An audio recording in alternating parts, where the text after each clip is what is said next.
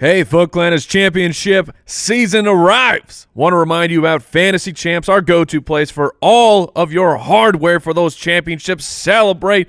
Let everyone else in your league know what losers they are with your incredible trophies and rings from Fantasy Champs. You got to check them out. The absolute highest quality in the market, fantasychamps.com, and you can use that promo code BALLERS and you're going to save a little bit of money.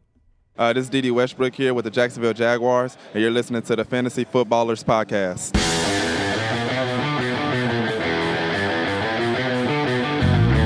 Welcome to the Fantasy Footballers Podcast, coming to you from Draft.com Studios with your hosts, Andy Holloway, Jason Moore, and Mike Wright. Welcome in. Show's about to begin. It's time to win. I just realized something, fellas. You're wearing a very bright t-shirt? No, I knew that when I picked it out this morning. Oh, okay. It's just, you try and get loose before the show, get the blood pumping, get the brain going. So I'm doing some twists. Of course. And I realized what we are all missing. We sit a lot. Yeah. And you got to sit for the show, for the recording. We need those electronic ab machines. Oh, heck yeah. I scientifically, they are proven to work. I just have never gotten one. They're No, proven? they're not. No. Oh, okay. You got me. You're supposed to keep the joke going about how we need electronic ab machines. I was too excited. I mean, genuinely, if one of those stupid things that I could just wear can fix my body, I'm all in. Name your price, take my money. You know, how many people are around in the world today? 7.5 billion people. And not one can figure out how to make sleeping my workout time? Oh, that's Not one? Come on. I'm calling you out, scientists. You scientists. I bet they could figure it out. I mean, give me a workout while I'm dreaming, while I'm sleeping. But it would not be good. It would not be good for your body, since your body actually needs that period of rest. Oh, hold on. When you say it would not be good, you mean it would not be healthy, yes, but I would look good. Okay, fair point. Okay, so that's good. That's a win. That's like, oh, this guy got lucky catching that touchdown, but I won. Yeah. So I want something that's a combination of the ab machine and then it also just dynamically inserts vegetables into my stomach without me eating them or tasting them. That's just a vitamin drip. You get on an IV when you go to bed. I want to be in a hospital is what I'm saying. Welcome to the Fantasy Footballers. Welcome to the Fantasy Footballers Podcast. It's a busy day. That's why we started with those very important topics. It is Thursday. We've got starts of the week on the show, half the matchups, boom, boom, kicker. We're laying out the forecast for the upcoming Week 13 matchups. Starts of the week. Right. Yeah, good to reiterate that. And you've got some great starts, I hear. I sure do. They're the talk about town. Mm-hmm. Here's a quick question for today's show. By the way, you can follow us on Twitter at the FF Ballers. Instagram.com/fantasyfootballers. We're on YouTube. We're everywhere. Quick question. This one comes in from Instagram. As the season comes to a close, what should I do to prepare for next season? So this is a big question. Probably got a bunch of answers. But what do you guys think are some of the big things you could do to prepare for next year? Well, look, I know my tip. This is a tip that I gave myself a long time ago, that I gave other people before we were doing this show. I hate saying it because it sounds so self-serving, but the reality is this is the week where a lot of people are going to figure out they got in the playoffs or they just missed it. People listening right now are usually those that are still in that playoff hunt.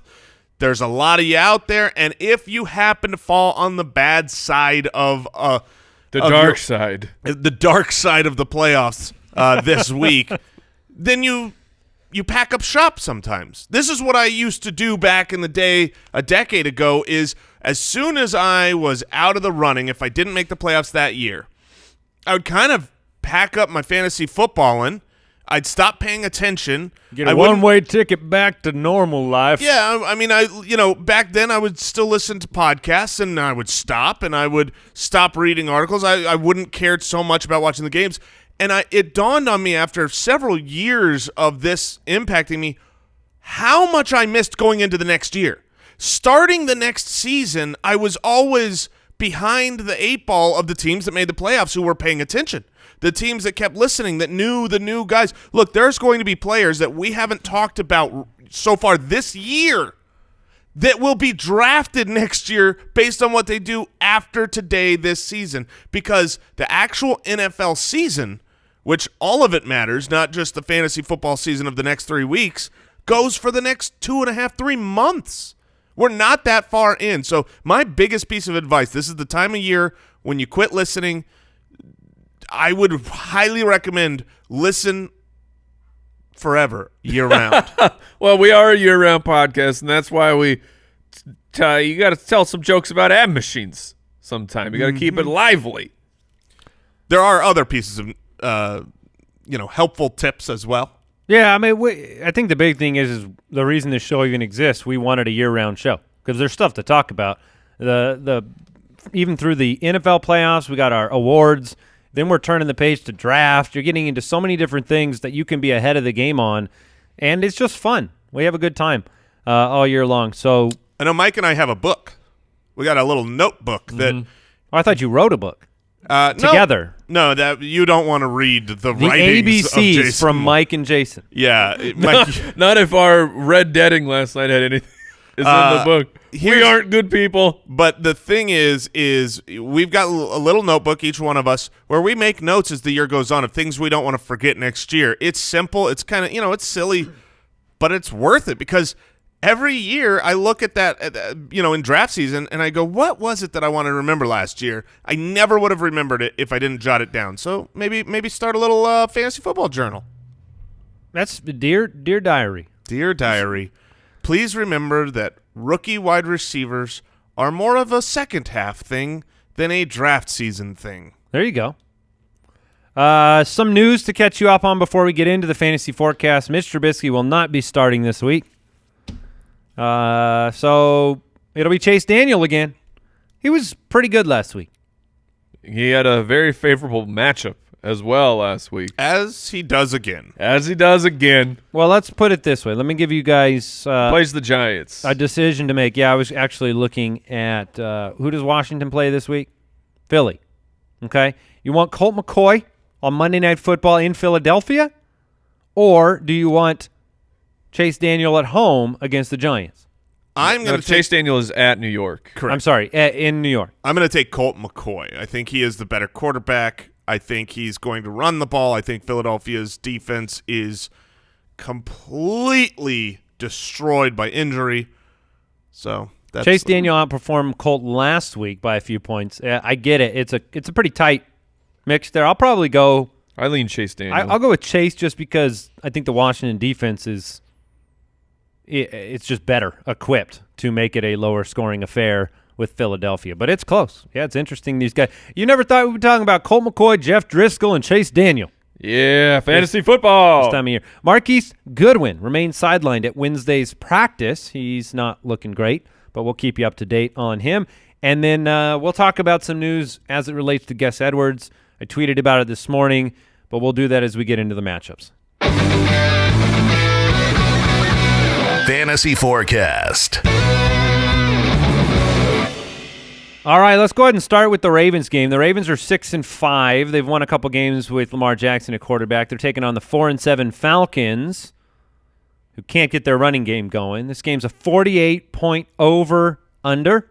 Falcons are 1-point home favorites in this game.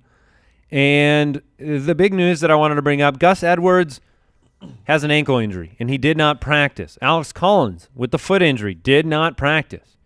Do you start looking towards Ty Montgomery as a surprise, sneaky start this week as a flex guy? Well, it's the Wednesday practice. If Thursday reports come out today and say the Gus bus is still getting a transmission, getting it tuned up, then I will start to be slightly concerned. But a guy who's had over 40 carries the past 2 weeks, giving him a Wednesday practice off, I think is just part of the plan for the Ravens. If he does miss the Thursday practice, Ty Montgomery, in really his first week involved He was 40% of the offensive snaps. Ty Montgomery was out there. He got some valuable snaps. So, I mean, if Gus is gone and Alex Collins is still dealing with the foot injury, yeah, I mean, I would take a look at Ty Montgomery. But I do agree with Mike.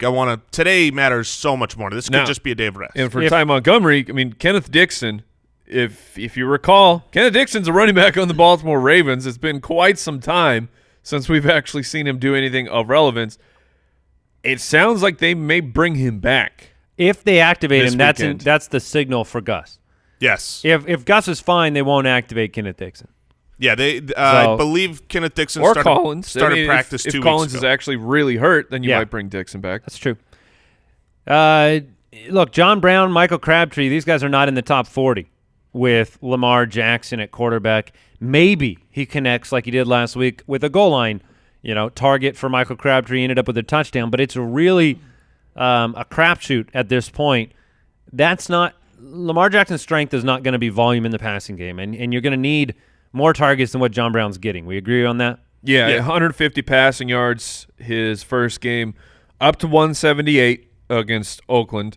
So I mean, he can certainly get you, Lamar, that is. He can get you maybe close to 200 passing yards, but with that, you need those incredible, like Tony Romo level touchdowns where he's super efficient, 200 dropping 3 touchdowns, but I don't think that's in the cards for Lamar Jackson yet. Now, they are facing an offense that, look, at home, Matt Ryan, Julio Jones, Calvin Ridley, Mohamed Sanu. Do we expect this game 48-point over-under? That's not out of control. What are we expecting from Falcons' offensive pieces here? It's a tough Ravens defense, but they are in Atlanta and they can surprise. Yeah, I mean, Atlanta at home the first half of this year was a must-start offense. You take every piece you can grab, whether it was Ridley or Hooper or, obviously Julio. But the Falcons have, they've struggled a lot over the last month playing both at home and on the road versus their expectation. Now they get Baltimore, who has been just a really great D. The last 6 weeks, they've been a little bit worse. They've been giving up more points to the tight end, to the quarterback. But on the season, they're top 5 in fantasy points given up against quarterbacks, against running backs, against wide receivers. So it's not, like I've got the decision in my, I'm head-to-head against Mike in our Dynasty League, and I've got to decide between Matt Ryan against Baltimore or Carson Wentz, who has just been so upsetting and frustrating to me over the last 2 weeks. I'm throwing words in so that profanity doesn't come out of your mouth. So as of right now, I am going Carson Wentz, if that gives you an example of what we think of Matt Ryan against Baltimore. For Austin Hooper, Falcons tight end, the Ravens, the highest percentage of their passing yards that they're giving up, it is to the tight end position. That's the only place really that the Ravens are allowing fantasy points these days, 19th against fantasy tight ends. Are you where is Hooper in your rankings? I'll ask it that way. Hooper is in my top 12. He is a streamable, startable tight end this week. I mean, when you have that whole group of your Austin Hoopers and Vance McDonald if he plays and Trey Burton and Kyle Rudolph, they're all able to play, and I would probably start Austin Hooper over most of those guys. He's my number 10. Sanu or Ridley in this game? I would go Ridley, but I would go neither. Yeah, I've been encouraged to see Matt Ryan target Ridley in the red zone lately. I would go Ridley as well. Yeah, it's tough. I mean, he is coming off the monster game with 13 targets, but it was 2 30-yard games before that. With a big game mixed in there, and then 2-3 games in the 30s and 40s. Would you go Sanu then? Because you might have to decide between one of these two guys. That's a perfect ceiling floor play for me. I think Calvin Ridley can have the explosive game. We've seen it. And Sanu is just safer. He's on the field more. He's running more routes. So the opportunity is greater for him to get you that 60 yards if that's what you need. Yeah, I feel like the floor is close enough. And the ceiling go for the ceiling? Is far enough apart that you should go Ridley. Tevin Coleman. We talked about him yesterday. I believe he was one of your 2 pump the brakes. He is my pump the brakes. So light him up. Put him in your lineup. Have some faith in your Lamar process. Miller's pump last week didn't work out. But, I mean, look, the Ravens have been a tough matchup, and Tevin Coleman has not been great. I said he's just outside the top 24, so he is a startable, flexible running back this week, but he's not someone you're excited about. The 5-6 Broncos take on the 5-6 Bengals. Two teams going in opposite directions. The Bengals are 5-point home underdogs, which tells you everything you need to know about the direction they're heading. We know that Andy Dalton is out for the season. Jeff Driscoll will get the start for Cincinnati. A.J. Green is questionable, although very good news towards the end of yesterday's show. He was going through the walkthrough, and he says that he's coming back this week. That obviously helps Driscoll, helps Mixon, it helps Boyd, it helps the offense in general. I think our ratio, though, of players who swear they're coming back this weekend, I think we're a good offer on them actually coming back. Yeah, I can't. I don't remember who Gordon it was. has pushed through the coaching staff before. Right, but I'm saying the players who are actually talking, saying, no, I'm going to play this. I mean, it was just Traquan Smith last week. I can't recall who it was right before that. Yeah. Not that that's any scientific we'll tell you. research or anything. We've got in or out on the show tomorrow, so we'll let you know what the practice reports and all the indications for A.J. Green, because obviously if you have A.J. Green on your roster, you've been making it work without him, and it could be a really important week for you. Now, he's got to take on a Broncos defense this week at home. Look, you're starting Joe Mixon. He's the only is he the only auto start on that offense, or is Tyler Boyd in the auto start category? Well, Tyler Boyd, we've at least I've been talking about. I think he should be okay because he's the slot receiver for Driscoll. But Chris Harris Jr. is essentially somehow the best cornerback on the Denver Broncos, and somehow because he's the slot cornerback. So the matchup is not super favorable for Boyd. I think you still play him, though. Yeah, if A.J. Green is out there, I think that is good for the offense, but I don't – with Driscoll, I think that could hurt Tyler Boyd. I don't think Driscoll's going to be throwing it as much. And, Mike, you've brought up earlier in the week that while you start Joe Mixon and you look at the season-long defense of the Broncos and you say, okay, they've been middle of the pack, the last 6 weeks they've just been dominant against running backs, stopping quality running backs. On the Broncos side of the ball, I think we all agree Case Keenum was a really nice streamer this week. When I look at my rankings, the one quarterback that has the biggest jump right now is Case Keenum on my rankings compared to some other people's. He was almost my answer to your question of Colt McCoy or Chase Daniel. Or Chase Daniel. My answer was should have been Case Keenum. The Bengals have allowed a quarterback one performance every week of the season except for 1 week to Ryan Tannehill. So if you play the Bengals D right now and the way that the Broncos are playing, they're just playing really well. Emmanuel Sanders, Phillip, Lindsay and company. I got a note here from Kyle. He's one of the guys that does some research he's the editor-in-chief of our articles and the website. And he has a note in here. He says, tight ends for Denver and Cincinnati are going down like a 90s slasher movie. Ooh. Because on the Denver side, first it was Jake Butt, then Jeff Hireman, both out for the season. Now Matt Lacoste is starting. And actually interesting.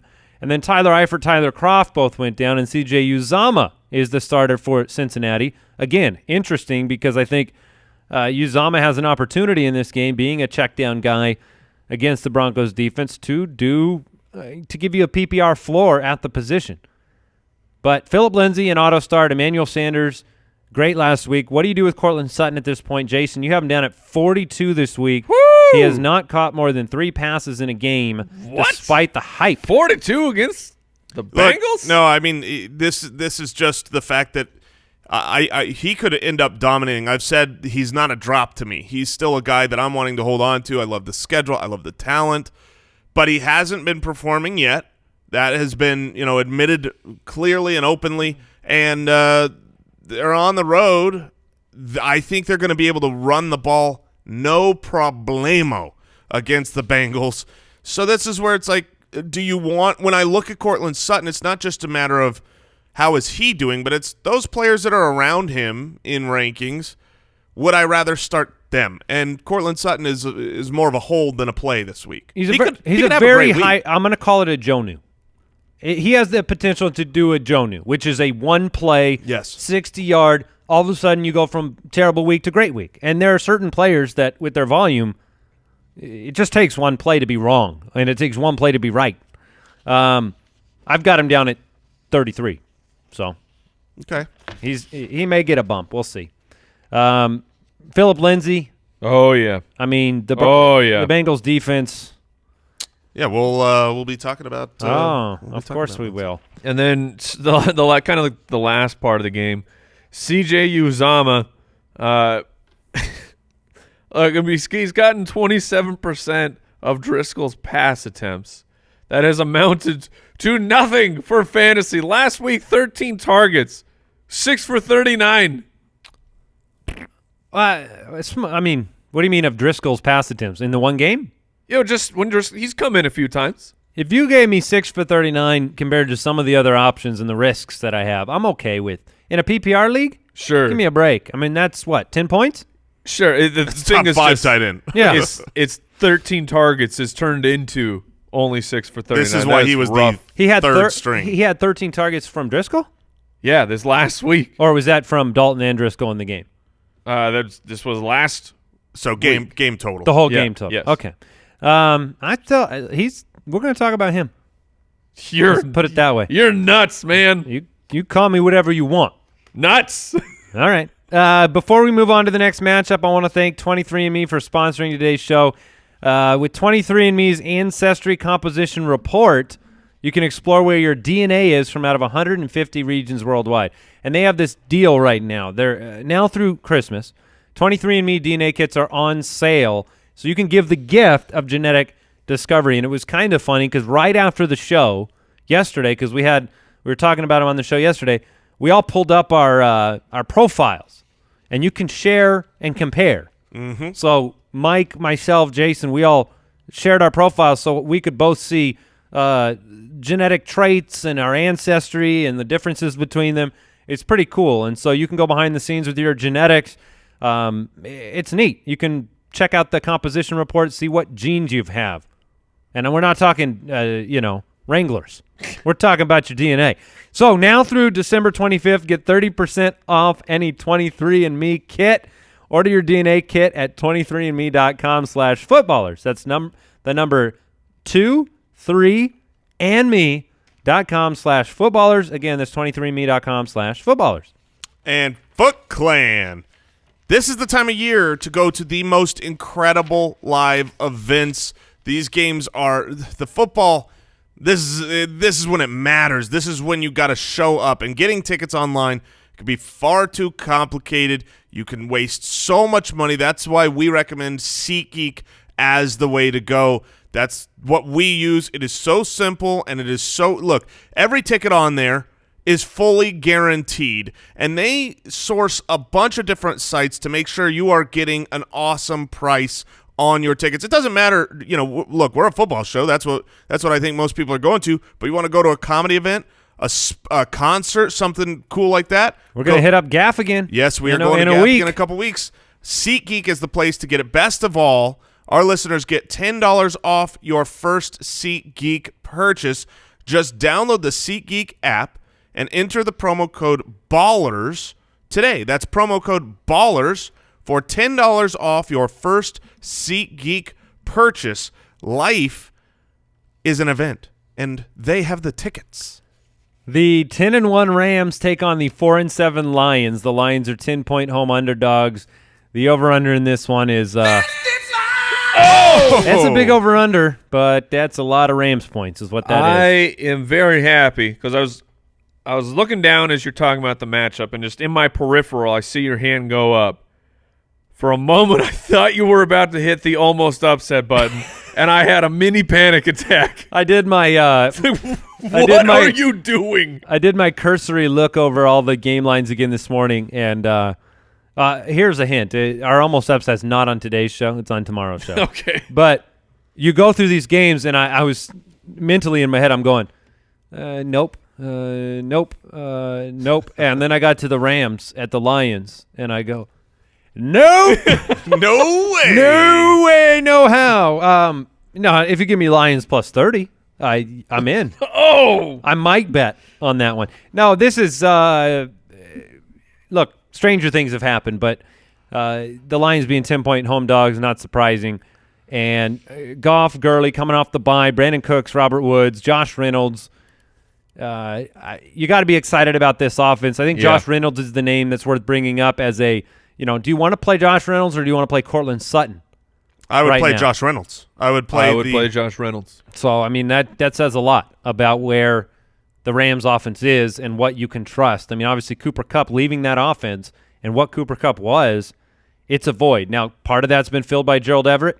We saw Everett with a couple touchdowns, but Reynolds has a role in the offense. And I think I have Reynolds trying to figure out kind of where we have him compared to some other guys. I have Reynolds I got at him at 28, so I have him 27, just outside of a wide receiver too. So, look, your confidence in a guy like Allen Robinson with Chase Daniel at quarterback, or do you go with Josh Reynolds over Allen Robinson? Yeah, I think that's a great comp because if you need the upside, if you are needing a huge game, I do think you go Josh Reynolds. I don't see Chase Daniel bringing some massive fantasy output for Allen Robinson. If you need the safer play, Daniel did target Allen Robinson as the clear-cut number one target, and so Josh Reynolds could disappear, could be not needed if they're up by a ton and they just Gurley all over the Lions as a verb. But the thing is Josh Reynolds now that it's official end of season, this is where we wanted to see, okay, he's the guy rest of season. It's not like Cooper Kupp's coming back in a week or two, and you had 97.5% of the snaps. That is an every play player on one of, if not the best offense in the league. You soak that volume up. Todd Gurley scored in every game this year except for Week 11. Oh, what a loser! I bet he's pretty disappointed. I bet his owners were. I mean, you kind of you've come to expect something from Gurley, and if you don't get it now, you are disappointed. But he had the ankle injury. He had the week off. Brandon Cooks has 100-plus receiving yards in 3 consecutive games. I love Cooks this week. He's got such a great floor to me. And now that Cooper Kupp is removed from the offense, and he also has the ceiling of the big play. So, assuming he stays on the field, he stays healthy, Cooks is great. Yep. On the other side of the ball, Matthew Stafford. Listen to this. Over the last 9 weeks, Matthew Stafford is the quarterback what? Maybe you can see the note. But I don't see it. I'm going to guess 22. 19. You were being generous. Yeah, you were. You're such a kind soul. However, the Rams have allowed a top 5 quarterback 3 weeks in a row. Aqib Talib could be back at corner for Los Angeles. They are on the road. Any hope for Matthew Stafford? Nope. Yeah, not a lot. I mean, I would start Kenny Golladay because I feel like he is the only legitimate pass-catching option. Oh, it's so smooth routes. Oh, babe. Even with Aqib Talib potentially returning? Yeah, it's similar to last week. We had a slight disagreement. I had Kenny Golladay as my start of the week in a bad matchup, and you go, well, it's tough, and I don't think this is a good matchup for him. But if they are down and have to throw the ball a lot, he doesn't throw it anywhere else. There's not enough other options. Like, he should not throw the ball several times. I'm predicting. I'm going to go out on a limb here. There's going to be several plays where he should not have thrown that ball to Kenny Golladay. But he's going to. He's a must start this week. I think we're probably muddying the water too much on him. He's been great for 3 weeks in a row. This past week, Marvin Jones went on injured reserve. There's probably more questions about, like, okay, some of you picked up Bruce Ellington off the waiver wire. He's had 6 catches 2 weeks in a row. If he's full PPR, you can play Bruce Ellington as a safe floor because of the 6 catches. But what do you have, like 39 yards? Yeah, he doesn't catch. He's basically he's playing CJ Uzomah. Right. Riddick out of the backfield or Bruce Ellington in a flex position. Who do you want? I would take Riddick. I would take Riddick. Assuming, now that's under the assumption that Kerryon Johnson does not play. He was not practicing today, or I believe that was yesterday. We haven't seen today's report yet. It's not looking great, and I wouldn't rush him back. So assuming Kerryon is out, Theo Riddick is actually pretty interesting to me for similar reasons to to Kenny G. I mean, you pretty much have two weapons here. Okay. Theo Riddick Yep. and Kenny G. Now, the only Hey, other what question, about 2-touchdown LeGarrette Blount, man? he's worth bringing up. Yeah, we I need don't to want talk to, about but he had a great game. He looked good. He ran well. If it tells you anything about the current state of affairs for LeGarrette Blount, he had the best game of the season for him? For sure. Yes. Yeah, he hit the waiver wire like in one of our leagues this week because of, he's LeGarrette Blount. When he scores, you go, the clock struck 12. It was just Now- like a miracle. The stop clock is right 2 times a day. That's the feeling. Do you want LeGarrette Blount or Derrick Henry? I think I would go Henry. And I'm not happy about that. Sure. But I think I would go Henry. We've seen Henry with more juice than LeGarrette Blount. Let's go ahead and turn the page to the 2-9 Cardinals traveling to Green Bay to take on the 4-6-1 Packers. The Packers are 14-point favorites. Woo! At Lambeau, 44.5-point over-under. What are the big storylines? Goodness. The storyline is the 14-point. What do you do with David Johnson? You play him. You start him, and you are hoping that he gets a touchdown. Otherwise, you'll be a little bit disappointed. But the volume is there. The talent is there. The offense is not. And so the nice thing is he is game script proof to some degree in the sense that he's such a good pass catcher. If you can bench David Johnson, then you're probably, undefeated. You've got a great group of running backs. All right. Larry Fitzgerald, he isn't doing much. No, the question, though, is the matchup where the Green Bay Packers on the season are 30th against fantasy wide receivers, and the last 6 weeks, dead last, or you could say 32nd best. So Yeah, we're positive around here. So there's an opportunity for the pass catchers, and the game script is going to be in favor of the wide receivers for Arizona, at least having to play catch up according to this 14-point favorites that the Packers are. I don't think he's anything more than a wide receiver 3 play, though. The volume has been incredibly low for Larry. If Larry gets 6 targets, that's not enough with the type of targets he's getting. And that's on the road. Larry's not been good on the road. And 6 targets is the total targets he's received in the last 2 games combined. I cannot recommend anyone to start Larry Fitzgerald. Now, he's had 3 touchdowns in the last 2 games, on 4 receptions. But even then, last week he had a touchdown and you were disappointed because he had 2 receptions for 30 yards. So I can't recommend on the road, even in a great matchup, to play Larry Fitzgerald. I think you have to bench him.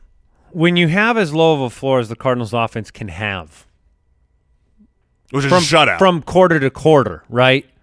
You really limit your options for Kirk, for Fitzgerald, for anybody. Green Bay, is this the medicine, the salve for all that ails their offense? Getting to face Arizona up in Green Bay, couple of, they haven't won a game on the road, but they've been great at home.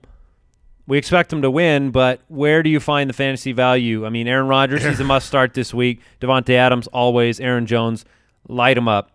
Aaron Jones is going to scorch the earth. Arizona has not been great against the run. They've been slightly better since their bye, but slightly. They're still bad. And on the season, they're the 30th best. The fact that they've been giving Aaron Jones more and more volume, more work, he's at home. Obviously he's a must-start in general in almost every matchup, but this one specifically, he could end up with 150 yards and 2 touchdowns all on the ground. Now here's what we know: this in this matchup, heavy favorites. It's probably not going to just be Devontae Adams that catches the football, right? But the confidence level of starting a Marquez Valdez-Scantling, Equinemius St. Brown, a Jimmy Graham, if you have to pick one other pass catcher, if I'm forcing you to pick another pass catcher in Green Bay, his name is? Of those options, I would any of them. I'm going to chase any option. Randall Cobb, you can throw him in there if you want to. I'm going to chase the recent targets of EQ. I think I'm going to stick with Valdez-Scantling just because I would of go his, Jimmy Graham. Yeah, I don't. I mean, this says the answer, which is it's so unpredictable there, and there's not a clear cut two that I don't think I want that glory play. I don't want to call my shot. You want one of those famous 3-sided coins. That's what you need to decide. Figure that out. Science. The 4-6-1 Browns take on the 8-3 Texans. Texans playing well. Big performance against Tennessee. They're 6-point favorites. This is a 48-point over-under. I don't think this is a great week for Baker Mayfield. That's why I pumped the brakes on him on the show yesterday. I don't think it's a top-end week for Nick Chubb. There are difficulties when you go up against an offense that has the defensive front that the Texans have and the momentum that they're currently playing with. Where are the opportunities in Cleveland? And you know, if you had Nick Chubb, you've been banking on him. He's been a leading rusher. But well, how about this? Because this just comes straight to mind based on the last matchup. You've got David Johnson. You've got Nick Chubb. Andy? Yes. I've got them back-to-back in my rankings. I have Chubb one spot ahead right now. I have in my rankings, I actually have Chubb one spot behind David Johnson, but if I had to make that decision, I would take the guy who I think has the higher ceiling between those two, and that's, to me, is Nick Chubb. This is one of those where, you know, it's so close it would be league scoring dependent. If you're in a PPR league, I would go David Johnson. If you're in a standard league, I would go Chubb. Antonio Callaway scored last week. 6 receptions in the last 2 weeks, Nick Chubb? Yes, but that's not usually his skill set, and David Johnson – I'm just saying David Johnson – we don't know that, though. Okay, let me ask you this. Is Nick Chubb capable of being the receiver that David Johnson is? No. No, he's certainly not. Because I was only comparing him to David Johnson. All right, Callaway. Snap count last week, 59%. That's on par with what Jarvis Landry's doing. He's on the outside. He's been better. Not been great. Any interest in a pass catcher? No. Landry, Callaway, Higgins, Njoku? No, I would even consider – maybe David Njoku because of tight end. But even Landry, I don't want to play him in this matchup if I can find a way. If I can find another player. The Browns are 27th in the league this season in fantasy points allowed to the running back position, giving up 26 fantasy points a game. Lamar Miller. Yes. You start him. Yep. Deshaun Watson. You've got to start Deshaun Watson at home in this game against the Browns. Kiki QT did not practice, or was limited, in Wednesday's practice. Bill O'Brien says he's trending toward playing, but you run a risk now with Kiki QT with the hamstring injury. Was there a follow-up question? There was, for how long? Like, he's trending towards playing in Week 13 for how much of the game? Because you can't start Kiki QT. But let's see how much of a lack of confidence you have in his hamstring. Are you looking at Demaryius Thomas after the 2-touchdown week? Yeah, Demaryius Thomas is a guy that I would be willing to start, but he's definitely not a get him in your lineup type of guy. He's my 32nd ranked standard scoring wide receiver right now, so that's one of those flex options. Prefer not to start him. If Kiki is ruled out, he'll get a slight bump up from there. Deshaun Watson, we're going to talk about him soon. He's our consensus QB 10 on the week, but I really like him in this matchup. Yeah, I do too. And so we'll talk about him shortly because he's the start of the week. Oh. It's a secret. Oh. The 6-5 secret. Yeah. I just revealed it, didn't I? Yeah. The 6-5 Colts take on the 3-8 Jags. This is another game when I looked at it and I wanted to pick a almost upset, and I just said, nope.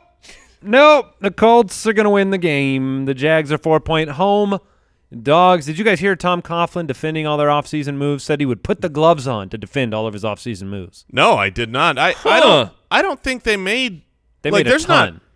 No, but I'm saying I don't think there's off-season moves that I look at and go, clearly bad decision. Like what off-season moves are getting the most criticism? Is it just Bortles? No, I mean, I think they made some changes on the defensive side, but specifically you let Allen Robinson go. You let, you bring in Dante Moncrief on the 1-year deal. I don't know if, you hang on to Bortles, right, with the 5th-year option. I don't know. I think Bortles is the biggest problem. Yes, but I think that's the decision. I got a snake, man. That's the decision I believe they are most defending. Were you looking at the? Did Brooks take Blake Bortles off the desk? Yeah. He's on the bench. But he's got a snake, man. No, literally, we got a bench over there. We put him on the bench. Cody Kessler. He's got to earn his way back. I want you to know that Blake Bortles is the same Blake Bortles whether he starts or he's on the bench. He's the same man. Where is our Cody Kessler pop? Pop doll? Yes. Yeah, they don't make those, Jay. Really? No. And also Kessler is in that fun group with McCoy, Daniel, and Driscoll? Yeah. Correct. Nope. Those guys, and the answer is Case Keenum. Cody Kessler is going to get the start in this game for Jacksonville. I think you can start the Colts defense. It's not been good for Jacksonville on offense. Leonard Fournette is out with the suspension. How do you decide between Carlos Hyde and TJ Yeldon? Every ranking that I see, it's far and away TJ Yeldon. That's what everybody has. That's what the consensus is out there. I don't know if the gap is that big, but that's what I'm seeing. So what do you make of that backfield situation? They obviously brought in Carlos Hyde. Do they want to see more from Carlos Hyde? Yeah, I think they do. I believe that when Leonard Fournette went down early in the season with the hamstring and they started losing games, look, Yeldon was fine. He's good at his role as a pass catcher, but they said this guy can't do what we need to do as a team, and they went and they traded for Carlos Hyde. Carlos Hyde is the Leonard Fournette replacement. He's the backup. He's the Chris Ivory of last year that when Leonard Fournette's out, Carlos Hyde will be the primary ball carrier. The only reason that I would go maybe Yeldon ends up with a better game is based on the specific matchup where Yeldon I expect to be the pass-catching running back, and the Colts, that's where the Colts have been beaten. They've given up a large percentage of their targets to the running back position. So I'm close. I actually have Carlos Hyde ahead of Yeldon in my rankings. Yeah, I do too. I would much prefer Carlos Hyde. The Colts have won 5 in a row. The Jags have lost 7 in a row. Jags defense was so bad last week they had They've 0 lost fantasy 7 points. in a row. Yeah. And they did play in Week 10. The Jags lost that game 26-23. Ebron had 3 touchdowns in that game. Bortles was the starter at that point in time. Andrew Luck, 3 touchdown passes in 8 straight games. You obviously start him. Yes. How do you feel about the current situation with Marlon Mack, Nyheim Hines, Jordan Wilkins? Marlon Mack still in concussion protocol. Brooks, do you have any update? Is there any news on Marlon Mack? Nope. As of yesterday, he was still in the protocol. Yeah, the last that I've seen is that he's fully in. You know, sometimes you're in protocol, but you're progressing. I have not heard of a step of progression, which leads me to believe that he might be out this week. And even if he's not out, if he comes in, I am not wanting to start Marlon Mack because Frank Reich is a game plan scheming coach. And he said this before, and we saw it when Mack was coming back from injury earlier in the year, that if you're not there for practice against the team that you are planning for, then that hurts your ability to be involved. And so he would be limited, in my opinion. If he's back, he'll be more limited than his full go of the last several weeks. The only running back I'm really willing to look at here from the Colts is if Marlon Mack is gone. Nyheim Hines is a little bit interesting to me. We had Wilkins with the fumble last week, and then it was all Nyheim Hines. In fact, look, Marlon Mack went out last week. Hines ended up – he's the pass-catching back. He ended up with 9 carries. Jordan Wilkins ended up with 0. Yeah. See, I kind of want to stay clear of all of them. That's kind of the viewpoint because it's on the road, and Jacksonville, for all their problems on defense, they still only give up 15.7 fantasy points per game to the running back position. And if you have to split a timeshare up, split 20, even if it's you give them 20 points, and you got to split that up, it's hard to predict exactly where that's going to go if Mack is active. For the Jags wide receivers, this is a rematch. Moncrief had himself a day. He had the 80-yard touchdown against the Colts the last time they played. But new quarterback, would you prefer Dante Moncrief or Dede Westbrook? I don't. I know you don't want to play either of them. Okay, so I have to choose You have one. to pick one. Yeah, I'll take Dede. Yeah, okay. I would go Dede. I would go doo-doo. Doo Westbrook. Yeah. Oh, come on. Can one of you make him a ceremonial start of the week so that Doo Westbrook can come up if he fails? The problem is we like Dede. Like I like Dede as he was as the a opener player. of the show today. I like Dede as a guy, so I don't want to poop on him, but his name is so close to Doo. It's like it's not our fault. It's your parents' fault. It's your parents' fault. Here's the one thing. So the Jaguars, Wow. you said they've been good against the run. They're the second most difficult matchup against the run on the year. Over the last 6 weeks, they're actually the hardest matchup, giving up the fewest fantasy points. But where they have struggled is where Andrew Luck likes to throw the ball. The tight end position. Would you be willing, in this gross tight end landscape, with Jack Doyle out of the way, No. to throw out Gigantor into your lineup Mo Alley Cox. and say, hey, look, Let's go. Ebron's dealing with a back issue. Mo Alley Cox, the tight end, the enormous mountain of a tight end for the Colts. I think Mo Alley Cox around the studio has become the equivalent of the fish story. Yes. Where Mike goes, you go fishing and the fish gets like a foot bigger every time the story. I once saw a tight end this big. I mean, he's what, 6'6", 290? Oh, stop. He's like 8'3". Yeah, he's 8'3", 350. I'm going to look up why. Bill Brate. Runs a 3.9. I'm pretty sure he was out last week. He though. was He out was, last week. yes. Now, Okay. Brooks, Because he's so big. he has to Look. take every other week off? Yeah, I mean, man. It's a lot we of energy. need a Mo Alley Cox jersey on the wall. Pristine Auction needs to make that happen. That one's Now, going to be hard you to probably find. have to get, if you don't know about Mo Alley Cox, you probably got to get a basketball jersey. Because he was a basketball college superstar. He's a beast. I'm only interested in him. 8'3". He did sit out practice on Wednesday, so No, I'm not. Yeah, I'm not looking his way. in his giant bed. If it's him or, Swoop. Ed Dixon, no problem. No, Swoop would be the one to step in and could surprise with 18 touchdowns the way that Andrew Luck is playing. But isn't it Swope? I don't know, and It's so stupid because his name I think it is Eric Swope. it's clearly I'm gonna spelled figure this out. Swoop. Like it is for sure spelled the problem Swoop. is everyone- double O. My kids are they're in school. They're learning phonics. Right. Double O is oo. So Okay. you can't have double O and be O. That's just It's false. Swope. I know. It's the Swope. Hall of Fame quarterback for the Green Bay Packers, Jason. He played really, really long time in the 90s and 2000s. What's Yeah. his name? Brett Favre. Thank you. I mean, come on, it's clear as day. I don't need your arguments about letters in the English language. When he we beco- got to get to the bottom of this. When Swoop becomes a Hall of Famer, okay? Swope. I think it's because we want to No, I say know. Swope. There it is. Yeah, Swoop, there it is. It's pretty cool. Yeah. Yeah, Well, it is. Swoop, there it is. But his name is, it's not his name. Yeah, it is now. What was the name that we were, Clement or Clement? Yeah. Oh, that one was difficult. Wrong. We have a difficult job. to put the emphasis It's the hardest on the wrong job on syllable. earth. Clement. One more big score. All right, the 4-7 Bills That's what Gigantor's all about. One take big on score. the 5-6 Dolphins. If you need a backup to the upset of the week, it's this one for me. The Dolphins. Like upsetting that you have to watch this? It's upsetting that they're playing. Yeah, it's a 40-point over-under. I don't know if that's figuring they'll just play a half and then they'll just both lead the stadium. But the Buffalo Bills, look, Josh Allen put up a huge fantasy week last week, goes to Miami, takes on the Dolphins. Dolphins are, they're trending downward.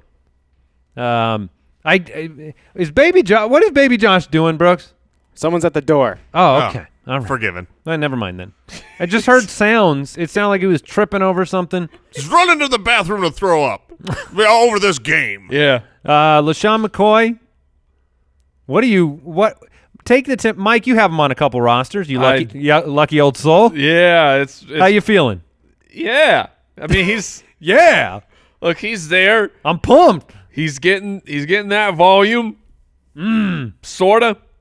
Dolphins, 28th against the running back position, Yeah, 26.5 a game. They're 20th in the past 6 weeks when you adjust for the schedule. So it's been a little bit better, but that's a very, very plus matchup. I'm going to play Shady McCoy.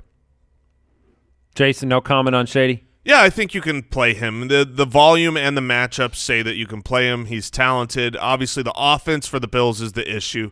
They haven't been able to score a lot, And overall, I mean, that's my issue here is that while the Dolphins, they've been bad against running backs, they've been bad against tight ends.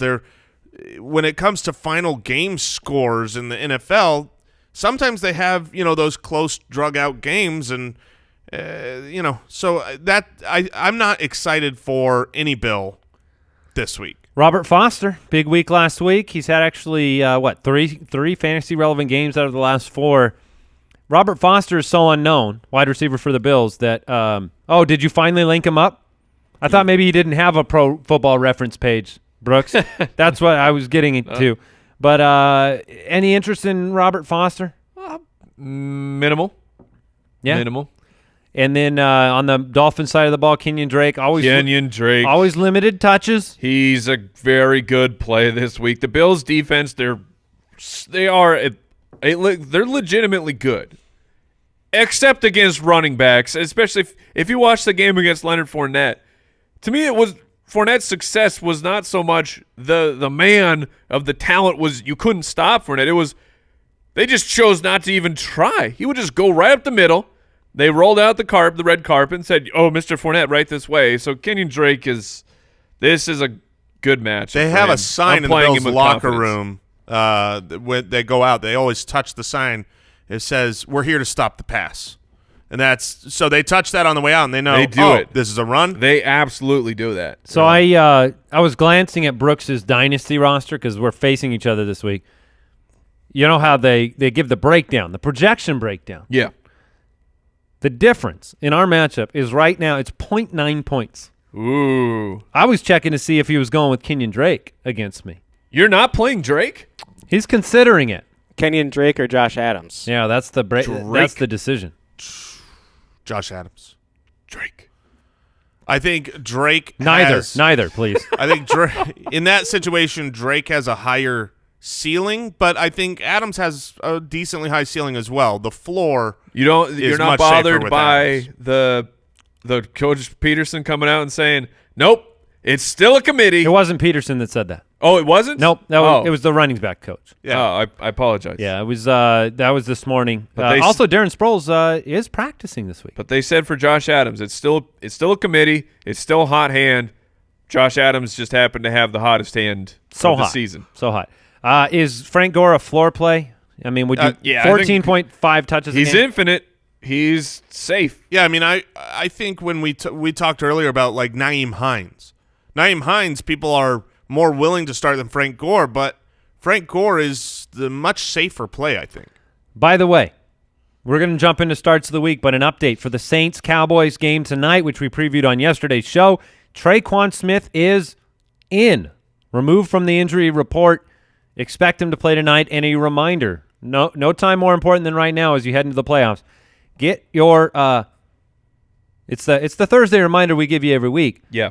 But make sure you get your guys into their out of the flex position and into a position like running back or wide receiver if you need flexibility for the rest of the week. It just lets you make that decision. Let's go ahead and get into the starts. Starts of the week. All right. I'm going a little deeper this week. Love it. Starts of the week. Let's go ahead and start with the running back position because I think I'm going to surprise you. I'm actually going to highlight Carlos Hyde. He's my start of the week. Now, here's all I mean by that. Carlos Hyde will get 15 carries. The rest is up to him. All right? Wouldn't you say it's always up to him? No, most weeks it's 50% me, 50% them.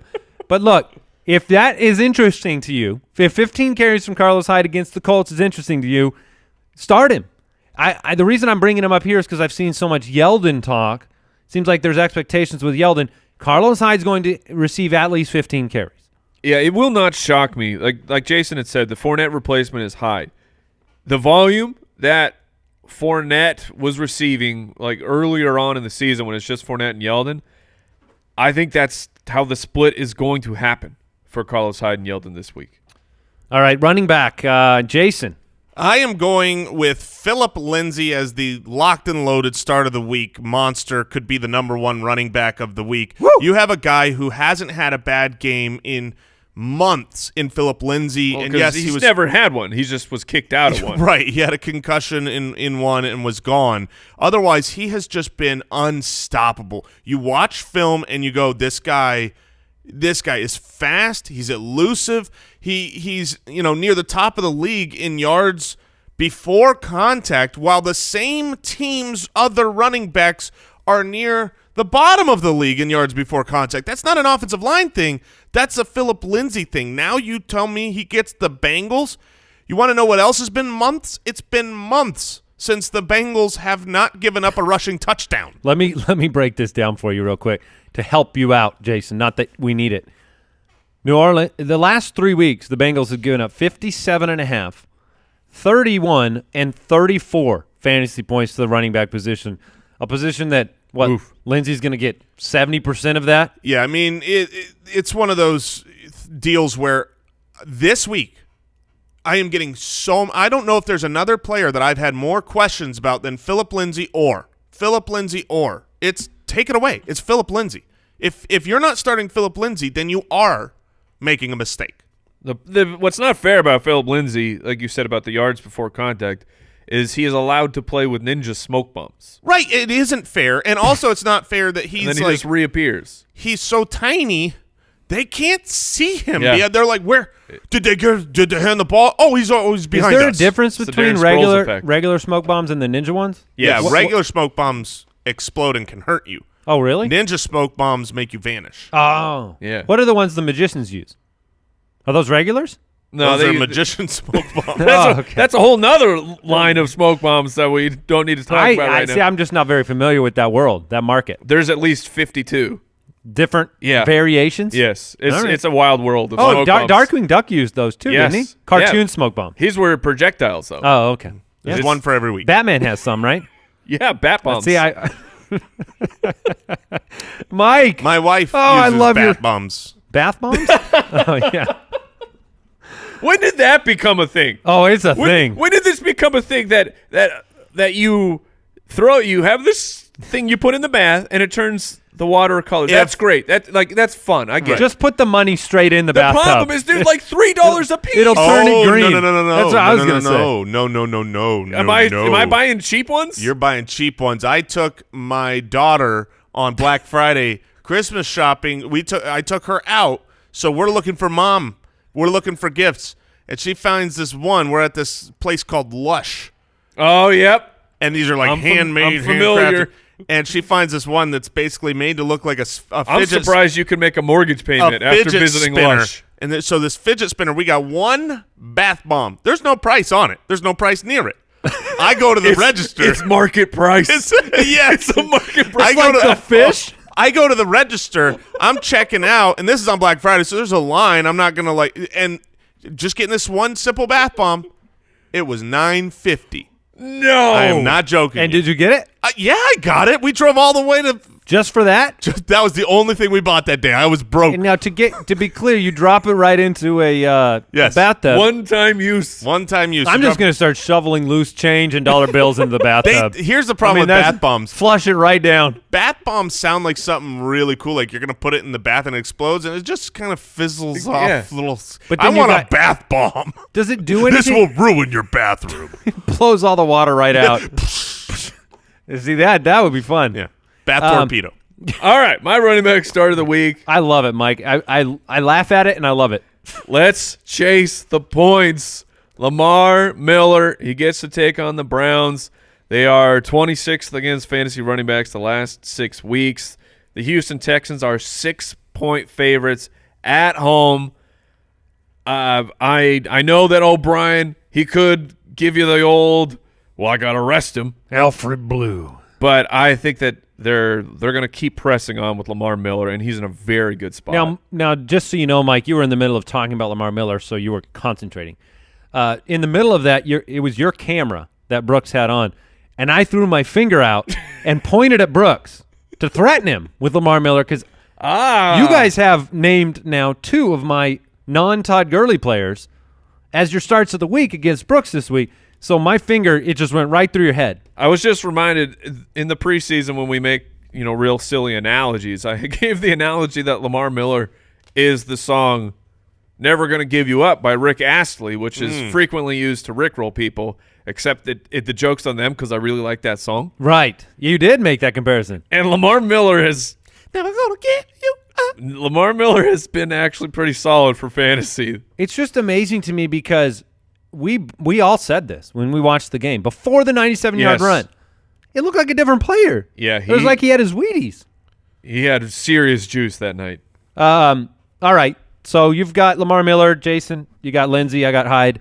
Let's go wide receivers. I'm actually going to double up. Go a little deeper, too. Chris Godwin, Adam Humphries. Look, Deshaun Jackson, I don't know the situation with his hand yet. If you guys have an update, let me know. He had been visiting a specialist, was limited in practice. Carolina's 21st against the wide receiver. Humphries has been great, and Godwin would be able to step in and soak up targets. The thing about Jameis Winston is you have to just put 300 yards down on a piece of paper. Yes. And that's where he starts. And that's where he starts, and you have to distribute those. And when you take away O.J. Howard, and if you do take away Deshaun Jackson, I think Godwin and Humphries are both solid plays. So as of right now, Deshaun Jackson was limited, but he was playing with a brace on his thumb at practice. Not great. Not great. Not great when your quarterback already overthrows you by 3 yards. Maybe it's a really long brace, and he throws it up there and it extends. That would work. That might be a good play for DJ. Cool. My start of the week at wide receiver is a rookie who has coming on hot. He was the number one pick in this year's the number one wide receiver picked in this year's NFL draft. It is my namesake, DJ Moore. That's also what they call me when I'm at weddings. When you're on the ones and twos? When I'm on the ones and twos, I am. Here's DJ one of his Moore. favorite.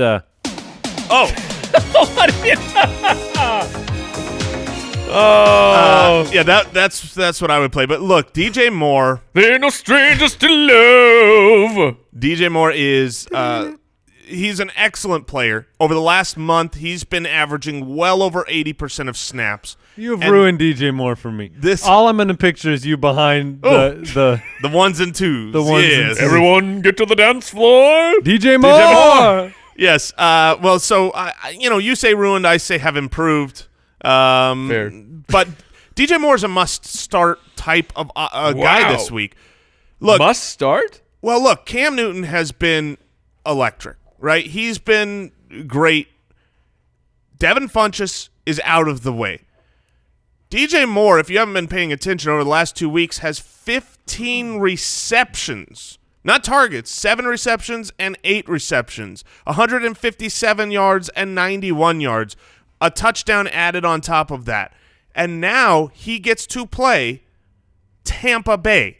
I mean, yeah, that's a must start. If Funchess returns, though, are you changing your mind? If Funchess returns, he goes from a must start to a good play that I am still probably going to start. Okay.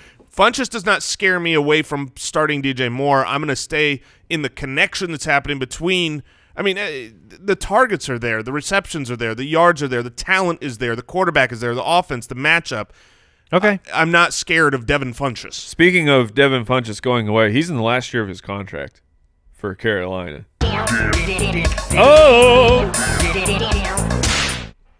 Scrumptious is going to be out of the way for DJ Moore next year. So this is one of those things I should have brought it up. I apologize on the waiver show when we're talking about, it's the end of the year. DJ Moore is one of the guys who maybe you're going to add him. If you're in a multi-keeper league, DJ Moore should be on your bench just in case. All right, Mike, wide receiver start of the week. My wide receiver start of the week. I'm staying in the flames. Lockett. Oh, Tyler man. Lockett. We play with the NBA Jam rule, and he's got 3 straight games of 5 receptions, at least 67 yards, and has scored in 2 of those 3. It's been a great breakout season for Tyler Lockett as Doug Baldwin goes George Clooney, rescinding into the shadows of his boat as it plummets into the ocean. Tyler Lockett he's a strong play. He's got a good matchup against San Francisco. I'm going to keep rolling him out. Yeah, I'm going to pop in here with my quarterback start of the week because it's the stack. Yes. Russell Wilson, how many times have we seen him be a second-half quarterback? Every year. We didn't want to buy into it this year because it looked so terrible. But the point is, he has been very good for fantasy since their bye week, all the way back in week 7. The first half of the year, he was such a disappointment for where you drafted him. But lately, in a 6-point per passing leagues, if you look at his finishes, 31, 25, 34, 24, 28, and his connection with Tyler Lockett's been strong against San Francisco at home. Yeah, they're going to be able to run the ball, and they're going to score on the ground, but it's not going to be enough. Russell Wilson will be able to have a great game against San Francisco. I think there's very few guys I would feel more confident in over Russell Wilson, so he's my start this week. Mine's Deshaun Watson. Now, look, Deshaun Watson, Russell Wilson, they throw for some of the least total, pass attempts per game, but he's up to number 12 on the year. He was great last week, and he's running again. That's what it comes down to. Deshaun Watson at home in that matchup last week, 9 for 70 on the ground. I think he's going to – Cleveland will give him enough of a fight where he's going to have to do some work. And so I think Deshaun Watson is a great start this week. And I'm starting Jameis. This is that confidence boost because people see Carolina and they kind of get scared. And you pick Jameis up just recently off the waiver thinking, okay, should I keep rolling him out there? But Andy's right. He's a 300-yard guy minimum. And Carolina, they're actually 6th against fantasy quarterbacks on the season. They are a beatable matchup through the air. So I am still going to roll out Jameis. Tight end start of the week, I'm going to go Uzomah. All right. I know it's crazy business, but CJ Uzomah, you mentioned the targets. That matters to me. And look, you're not starting him if you have George Kittle. You're not starting him if you have Cameron Brate or Greg Olsen or Eric Ebron. But what I'm saying is, hey, Jimmy Graham or CJ Uzomah, play CJ Uzomah. CJ Uzomah, I'd play over Jonnu Smith after the big breakout. I'd play him over Benjamin Watson or Chris Herndon. At the bottom of the barrel, you need a differentiator. The targets, the fact that he's going to have to be dealing with a defensive front that's going to be consistently pressuring Mr. Driscoll himself. Uzomah is going to have 8 to 10 targets in this game. That's my expectation. Again, maybe it's 3 yards per target. I don't disagree. The targets will be there, and the rest is up to him. That's my new refrain. Honestly, though, I don't control these guys. Just throw them the ball. Yeah, in a PPR format, you can't always even find a tight end that you can go, well, he'll get receptions but not yards. Targets. It's been a while since we've had a Dennis Pitta out there as the PPR tight end machine, and Cameron Brate could be that. I do worry a little bit about Cameron Brate's targets if AJ Green is back. You mean CJ Uzomah? You really confused me there. Yes, CJ Uzomah. Speaking, if AJ Green comes back, Cameron Brate's he's a miss. Look, Cameron Brate was on my mind because Cameron Brate is my start of the week at but tight if end. AJ Green comes back, what happens to Brate? Huge bump up for Brate. No, CJ Uzomah's targets I worry about if AJ Green comes back, but Cameron Brate, look, we said pick him up last week when O.J. Howard went down. First week out of the gates, he gets a touchdown. If you get a touchdown, you're what, a top 6, top 7 tight end guaranteed, even if you don't have a lot of work. And he didn't. He only had 3 for 26 last week, but he's going up now this week in a matchup against Carolina that is the 32nd best team at stopping tight end fantasy points. That is another way to say it. They are the worst. So the combination of Brate being a red zone threat, he still has, even though O.J. Howard was there, he's got 4 touchdowns on the year so far. This Carolina Panthers team has given up a lot of touchdowns to the tight ends. I think Cameron Brate gets in the paint, as they say. As they being you. Say. You say. At the tight end position, we had a pretty hard, fast rule on this show. Once upon a time. Once upon a time, a few seasons ago, there was a rule. It was Rule 86 that stated if Jordan Reed is healthy, you play him in your fantasy team. That rule evaporated with the appearance of Alex Smith. Colt McCoy, though, he digs it. He is into that. We have 19 targets. He has an old rule book. Yeah. Look, he's part of the old regime. Yep. Colt McCoy, he remembers when Jordan Reed was a stud. Yeah. Over the past 2 weeks with Colt McCoy as the starter, 19 targets, 70-plus yards a game. The matchup is not the best for Jordan Reed, but I remember a time when Jordan Reed was matchup-proof, and because of volume, Colt McCoy is giving him that volume. I think you can feel safe with Jordan Reed once again to give you tight end one numbers. You're looking for one last big score? One last big score. Colt! You Get can do him it. the ball. Yeah, let's do it. Let's get Rule 86 back enacted. If we have Colt McCoy versus Jeff Driscoll, it's no. Colt Driscoll? What? That's so close. All right, let's jump into the boom boom.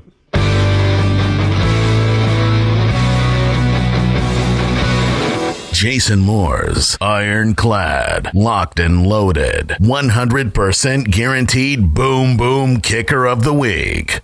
Hopefully, upon my boom booms, you haven't been reliant. But this week, you'll dominate with Atlanta's Matt Bryant.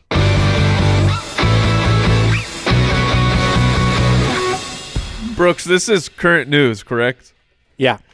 Matt Bryant was held out of Wednesday's practice with his back. Jason, did you even look at that? Yes. No. Hey, Foot Clan, I have to say this every week.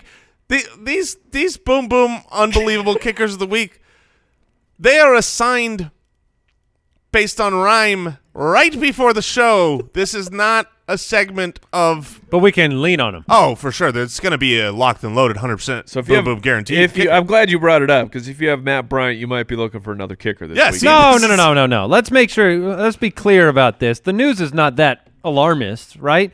Held out of practice with a back injury. That happened to him last year, didn't it? Last week. Just saying, he's an elder statesman.